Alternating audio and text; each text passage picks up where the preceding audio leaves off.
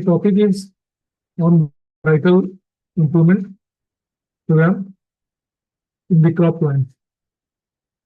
So in this, first of all, we should know that what is the cultivar or variety.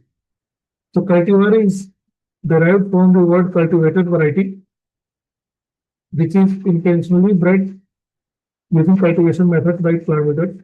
So whatever the varieties or the plant lines are developed by breeders, it is called as cultivar. So plant variety is the nomenclature given by IPO. IPO means Union for the Protection of New Variety of Plants. It is an international body. So they control all the plant related activities. So they have given the term plant varieties to all the cultivars which are officially developed in order to give them legal protection. So this type of legal protection is also known as plant breeders' right. So plant variety is a legally protected cultivar in terms of scientific science. So as you know, crops are of three types: self-pollinated crops, pollinated crops, and vegetatively propagated crops. So among the crop development, the global challenges to production are climate change, nutrient soils, biodiversity, the extinction, demand, growing demand, energy requirement, and water requirement. And based on these different factors or components, we have to decide the objectives of the any of the breeding program which develop varieties. So for breeders or developing varieties, the four most important objectives is the yield, and yield needs to be stable. For stability of the any of the variety in perspective of yield, there is several components like biotic stress, and other physiological issues. So all these components make a variety stable. So more the performance is stable, more the popularity of the variety in farmer field. So these are some of the components. So in varietal improvement, the major issues are the breaking yield barriers because most of the varieties are having narrow genetic base due to uh, narrowing down use of very limited number of genotypes in their parentage. So narrowing down is making the reason for yield barrier. So we have to break yield barrier. So how we can break? So for that, broadening of genetic base of varieties. This is also known as pre-breeding. So pre-breeding activity is foremost important. It can be done through use of intra and interspecies hybridization or number of germplasm lines from center of origin of that particular crop. New plant types can be developed or use of alien species for biotic and abiotic species. Another way for breaking yield barrier may be exploitation of heterosis for developing hybrids. Some biotechnological interventions are now coming up in a big way, like gene pyramiding, marker-aided selection for different traits, and structural and functional genomics. Physiological approaches are also gaining momentum for developing varieties for climate yields. So these are some of the issues which can be countered by these techniques. So in any of the varietal development program, there are four steps, mainly breeding a new variety, then evaluation of that variety for performance, then release, and after that seed production. These are four major steps. So any cultivar development program requires a well-defined target-oriented objective. It may be yield enhancement, disease resistance, quality improvement, climate resilience for abiotic and biotic species, or some product-specific objectives may be there. In case of vegetables, because it is another group which is covering most of the crop in horticulture sector, from different maturity groups, wider adaptability, photoinsensitivity, growth habits, fruit, size, shape, and other things. These may be some of the objectives for development of cultivar. So this is the list of the breeding methods in self-pollinated crop, cross-pollinated crop, and asexually propagated crop. Most of the methodologies you might have read in your graduation or post-graduation studies. So among these, the self-pollinated crops, the major is the hybridization followed by selection. It includes pedigree method where we maintain a pedigree of the process, bulk method in which we used to wait for the convenient environmental conditions for selection of plants. It is basically for abiotic stress conditions. Backcross method is mostly for disease and insect resistance. Single seed descent method is another methodology in which each plant seed from each plant is being taken and bulk for maintaining the generations. So it is for cost effectiveness of the methodology. Some modifications have also been made in bulk method and pedigree method, whatever known as modified bulk method and mass pedigree method. Other approaches may be interspecific hybridization or multi-line varieties, hybrids, mutation in polyploidy, and other techniques. Multi-line is a new term for some of you. So multi-line is the mixing of isogenic lines. The isogenic lines are the lines, sister lines near isogenic lines, you can say. These are the lines differing at one locus only. Say, for example, uh, resistance to the yield. So there are a number of pathotypes. So each line will have resistance to different pathotypes and they bulk. So the effect of disease may be minimized. So in this way, multi-line varieties are being developed. Among cross-pollination crops, there are a number of methodologies, but most important is the hybrids and composites and synthetic varieties. Among asexually propagated crops, clonal selection is the most important.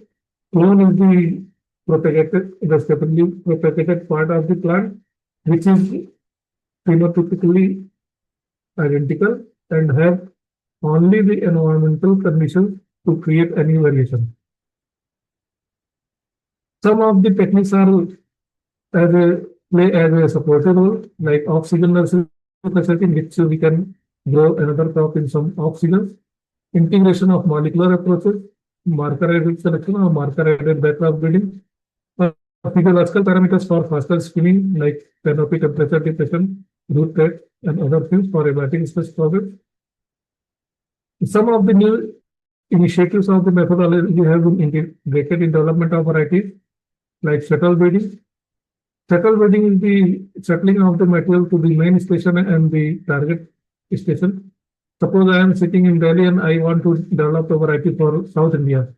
So I will shuttle my breeding material to any of the stations which are operating at that location. So in this way, I can have opportunity to get selection in that targeted area by sitting here only in Delhi condition. Speed breeding is the another new approach in which we manipulate temperature and photo periods so that the fastening of the Sir, generations. sir, Huh? please. Sir, slide is not moving. Okay. Now, No, sir. Kindly share again. okay.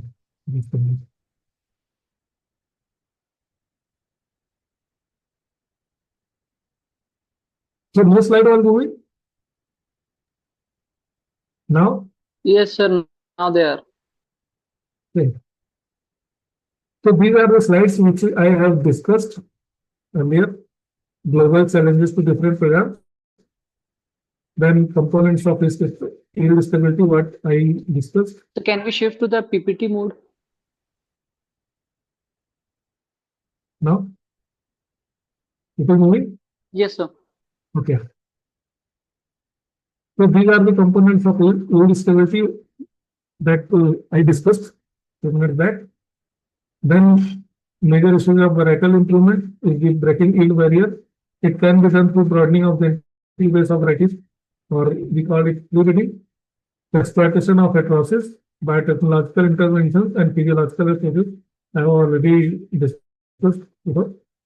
So these are the 4 steps for varietal development: breeding new variety, varietal evolution, release process, and seed production. Then these are the basic requirements in the well-defined target or intent objectives. So there may be different objectives in crop plants as well as vegetable crops.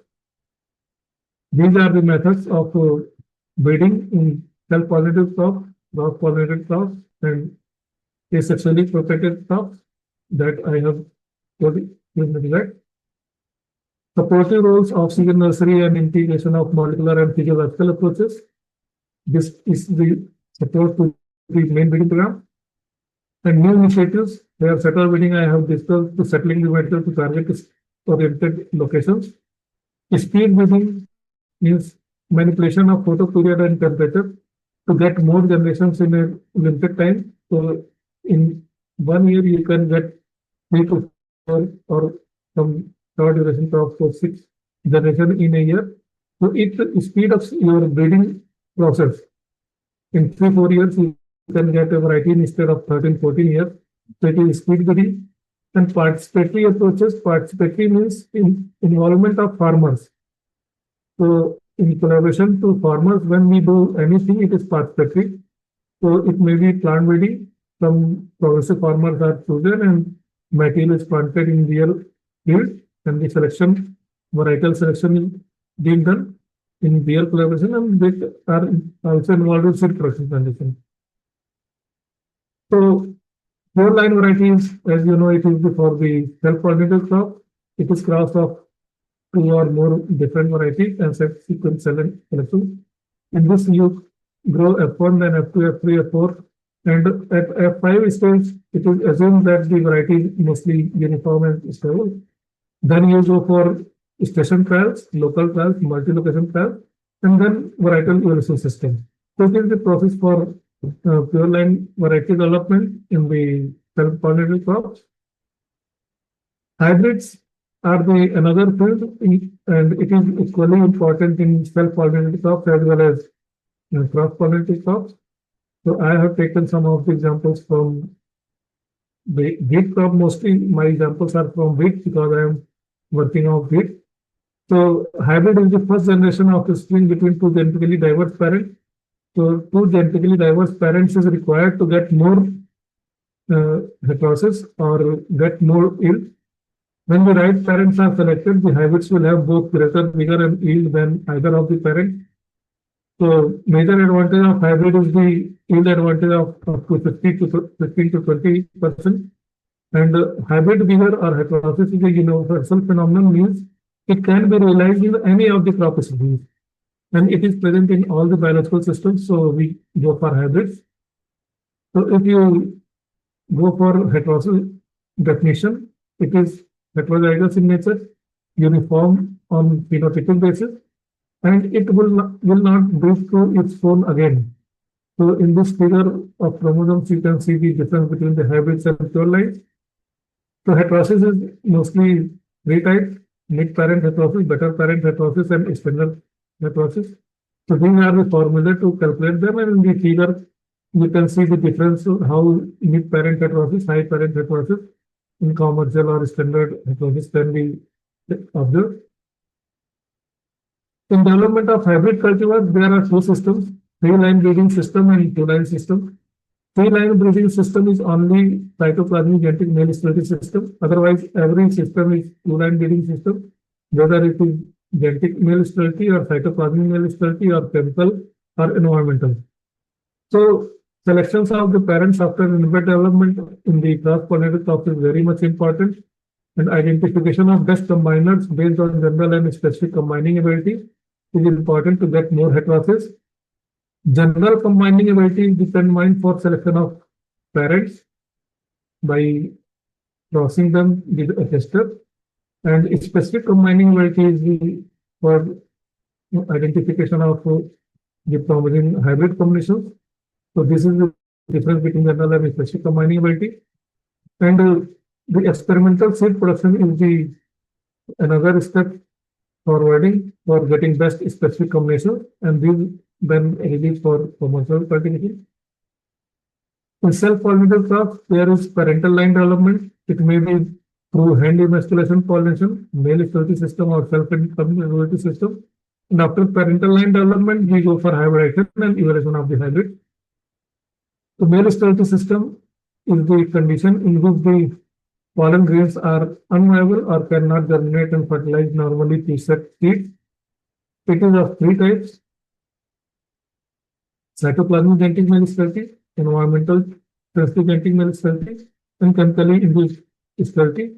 Among cytoplasmic genetic male sterility, there are further three types: genetic male sterility, cytoplasmic, and cytoplasmic genetic male sterility. So genetic male sterility is governed by single recessive gene, whereas CMS is cytoplasmic male sterility is governed by cytoplasmic genes only. But in cytoplasmic genetic male sterility system, it is governed by cytoplasmic and nuclear both genes, and it follows three-line system. In this figure, you can see that A line is the male spire line and B line is the maintainer line. These are the isogenic lines differing at male sterility locus only. So B line is used for maintenance or seed production of A line only. And when A line is crossed with R line, means restorer line, which restores fertility, then you get hybrid. So A line is maintained by A into B, and hybrid is get from crossing A line with R line. CHS system is chemical hybridizing agents. It is for chemical male sterility. Advantages are fast and relatively easy to implement, and there can be many combinations can be explored at a same time, and it does not require any of the breeding special breeding program, but it is very expensive to develop and register, and it is very specific to stage. That means at which stage we have to spray that chemical to get male sterility. It is very specific, so sometimes it miss also, and it may cause some phytotoxics, so it is not adopted widely. Among environmental male sterility systems, there are photoperiod based, temperature based, and photothermal both, and some micronutrient deficiency also noticed for Viticoram. This is the depiction of the maintenance of CMS lines. In this, you can see the lighter green plants. This is the border of O to get isolation. And in this, you can see the 8 lines, side 2 and another side 2. These are the B lines. B line means maintainer line, and between 4 lines are the A line, male sterile lines, and the seed produced on the between lines are the A lines. We harvest only between middle 4 lines. And if you go for psychological study, you can see the male sterile pollens like this in the figure. It is translucent, transparent. And after maintenance, you go for developing experimental hybrids. So in this, you can see the middle 1 row and side 2 rows are the restorer lines for abundance of pollens. And in between, there are 3 and 3 lines are different CMS lines. There are a number of CMS lines, but because restorer line is same, so you can go for number of CMS lines. So in each of the group of the CMS lines, you can get one different hybrids.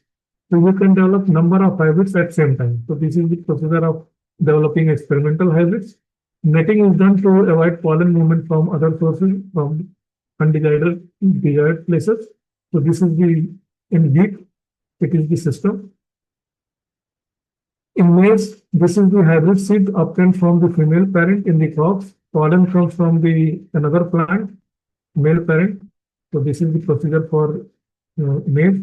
And this slide I have put for differentiation of what is this difference between single cross hybrids, three-way hybrids, double cross hybrid, top cross hybrid, and varietal cross hybrid.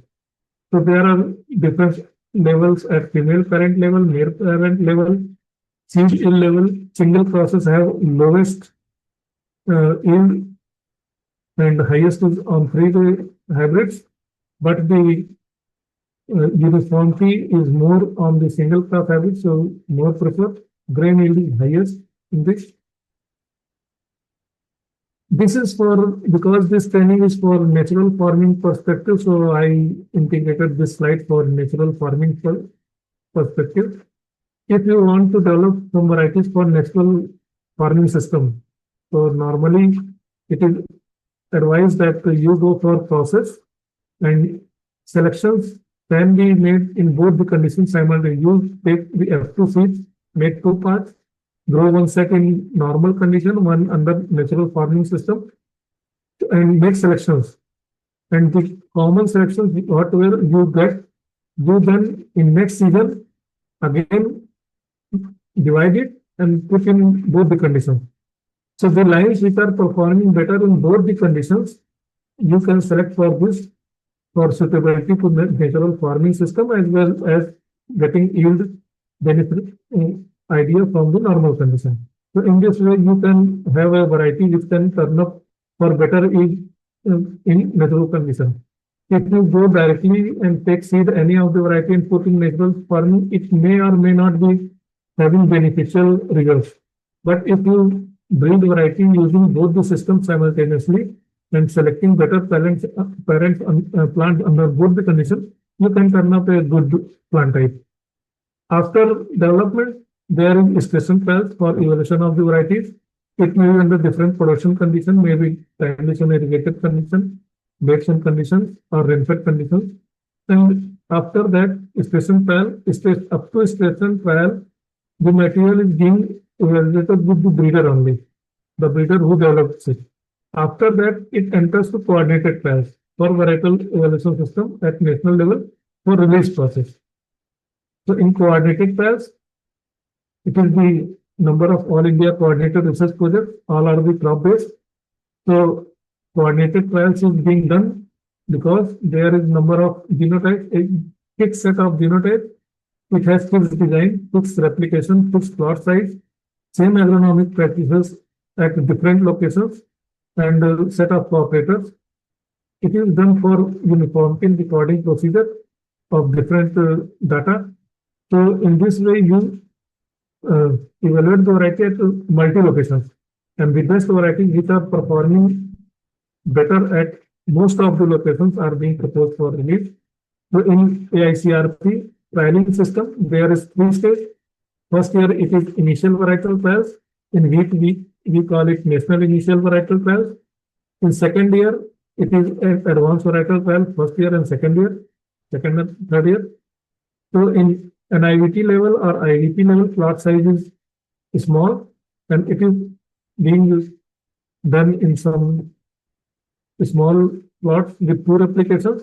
But in advanced varietal trials, we do it under RBD condition. So it has 4 replications.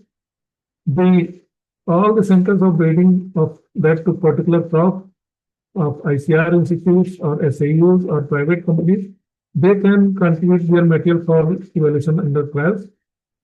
So in left hand top side, you can see the R1 and R2 of the NIVT plots. First year means first year crops. In this, it is the lattice design of 7 by 7, means 7 plots horizontal and 7 plots vertical.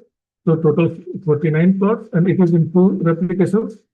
So below field is the little bigger plant. And in AVT, you go for randomized block design with 4 replications. So 1, 2, 3, 4 replications you can see. And it is a bigger plot size. So in this trials, there are more focus on disease resistance. So I am taking example of wheat rust because it is very prominent disease in the wheat. So you can have heard the brown rust, stem rust, and stripe rust. Brown rust is also known as leaf rust because symptoms are seen on leaves. Dark brown color. Stem rust is also known as black rust. It is not black, it is dark brown, but known as black rust. And it occurs on the peduncles of the plant. And stripe rust is occurring on the lines, and it is also known as yellow rust because it is yellow in color. So when we record, it is based on resistance, moderately susceptible, and susceptible. These are the 4 categories, and they have been identified based on their pustules, shape, and size, and then recorded severity at the percentage of the leaf which is covered by these symptoms. So we call it 10R or 50S or 40 MS. Like these are the scoring pattern for us. That is for wheat only. Then monitoring of the trials is being done. It is a group of scientists. Team is made by the headquarters of the crop, and in this the teams visit to fields every experiment and they observe the performance of the trial, performance of the variety, and they recommend whether it should be accepted or rejected. And if monitoring team has rejected any of the entry or any of the trial, whether it is top building or whatever it is to be rejected. It is the power of the monitoring team. So you can see on top trial with low plant strength, so it is liable to be rejected. If there is more weed infested trials, it may be rejected because it affects the yield. And you can see in the bottom right corner, well managed trial. It is a very good trial. So this is the ideal one. We don't allow any weeding or uprooting of the off types to see the performance. So any of the trial is under natural condition, weeding is not allowed. So the monitoring team sees the performance. After that, after the recording data, you have to fill the yield data under replications 1, 2, 3, 4, 5, whatever. So every variety is assigned with codes because there is no open system to identify our own variety. So it is coded by the centers and they have given key numbers for identification. And based on that, you have to fill the yield data and NCV data. NCV data means the disease occurrence data or agronomic traits or grain traits. These are the number of traits which will be followed wheat crop. So this is the filling of NCV data. After that, trialing, after 3 years of trialing, then any variety which is performing better than the existing cell for yield as well as disease resistance. So we recommend for varietal identification process. So varietal identification is done by the varietal identification committee during the crop specific workshop. So in workshop, a committee is being done. It is constituted by ICR. DDG Crop Science is chairman and the director or project coordinator is the member secretary.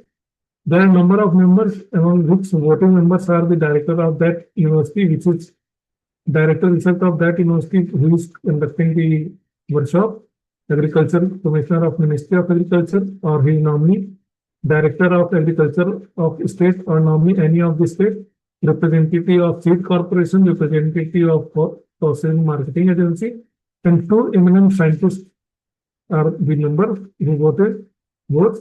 And not non-voting members of the head of the respective crop improvement or quality or protection or production departments who only provide data description to the committee for making decisions.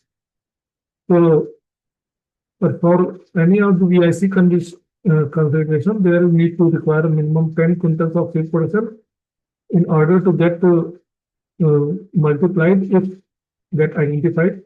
Once variety identified by the VIC, then it goes for release and notification process. It is released by CVRC. CVRC is the short form we call it, but complete name is Central Subcommittee on Crop Standards, Notification and Release of Varieties for Agricultural Crops. It is under the Department of Agriculture.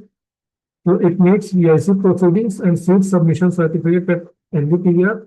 This seed submission certificate at NVPR provides you IC number in the bean bank. And this committee is also headed by DDG Crop Science, and there the members are Joint Secretary Seeds, Director of Agriculture of States, representatives of seed industry, directors of different crops, Deputy Commissioner Quality Control of the Government of India as Member Secretary, and they consider the proposals and release the variety, recommend the variety for release, and after release, it publishes in the Gazette of India. And after publishing in Gazette of India, it is called as notified. And any of the variety is not liable for commercial cultivation until it is notified by the Gazette of India. So notification is must. If it is for CVRC, for SVRC or State Varietal Release Committee, procedure is same, but the recommendation of the SVRC is being endorsed by the CVRC and notified in the Gazette. After that, it is also applicable for the commercial cultivation. So this is the release and notification process. And last step is the seed production. In this, there are four categories of seed in country. Nucleus seed, it is being developed by the concerned breeder. Then breeder seed, it is by the breeder or the institute, or if there is any collaborative institute for development of variety, they can also produce breeder seed. And from breeder seed, there is foundation seed and certified seed.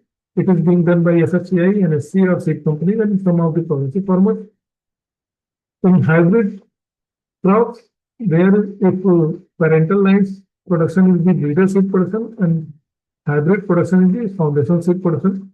So this in nucleus seed, it is also known as variety maintenance. There are two steps. NSS1 means nucleus seed stage 1 and stage 2. In stage 1, for example, wheat, there is year to row, planting of year to row for seed production. We have a spike and all the seeds of that spike is in one row. And in this nuclear seed production, there is no rowing allowed. Rowing is not allowed. So what we did, if there is any variation in any of the line, whole row or whole plot is being rejected and not harvested. And NSS2 is the from row harvest to plot harvest. For bigger plots, we go for NSS2 and it is called as nucleus seed stage 2. And after that, NSS2, it goes for breeder seed production on larger plots. Breeder seed, foundation seed, and certified seed, these are the main stages before coming to farmer field. And these all stages are being certified by the seed certification agencies. And after certification, they give different tags for their proper certification. So for breeder seed, they issue golden brown, golden yellow color tag. For foundation seed, it is white color tag. And for certified seed, it is a very blue color seed. And in addition to these, if in order to popularize any of the variety at faster rate, there is another category, TL seed, means fully level seed. This is produced by the breeding institute, and there is no certification by any agency, but certification is being done by that institute only, that the seed is the 220 type and it has good germination. And for this, there is olive green color tag is being issued.